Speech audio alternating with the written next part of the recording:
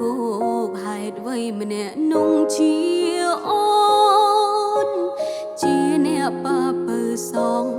រឹបរងរត់ទាំងភ្នែកបងថាសុំតងមិនចង់ធ្វើខំបន្ត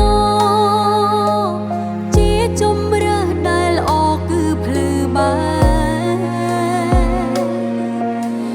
បងខ្លាចគេឈឺបេះដូងមិនអាចបែងចែកចុងក្រោយទាំងភ្នែកនៅតែជាអូនអូនឈឺមិនចាញ់គេតែមនុស្សបងស្នេហ៍មិនមែនជាអូនជួយបងរៀនអូនផងតើបំភ្លេចបងដោយរបៀបណាបងអាត្មានិយមបងផ្លាញមនោសញ្ចេតនាក្តីស្នេហាដែលអូនមានចំពោះថ្លៃគេឈឺខ្លាំងប៉ុណ្ណាចង់ប្រាប់ថាអូនក៏ឈឺប៉ុណ្ណឹង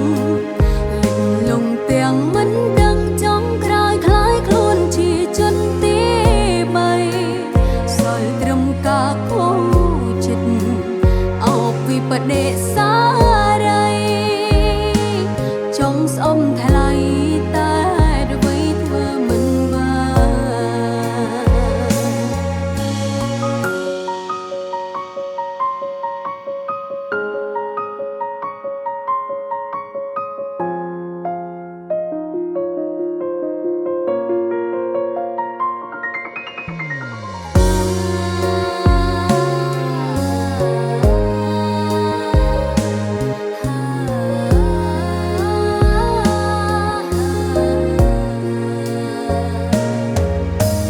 បងថាសុំតង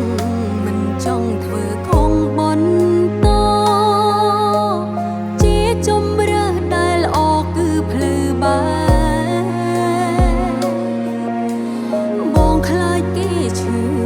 បេះដូងមិនអាចបែងចែកចុងក្រោយទាំងភ្នែកនៅតែជាអូនអូនឈឺមិនចាញ់គេតែមនុស្សបងស្នេហ៍មិនមែនជាអូនជួយបងរៀនអូនផងតើបំភ្លេចបងដោយរបៀបណាបងអាត្មានិយម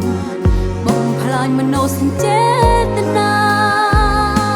ក្តីស្នេហាដែលអូនមានចំពោះថ្លៃ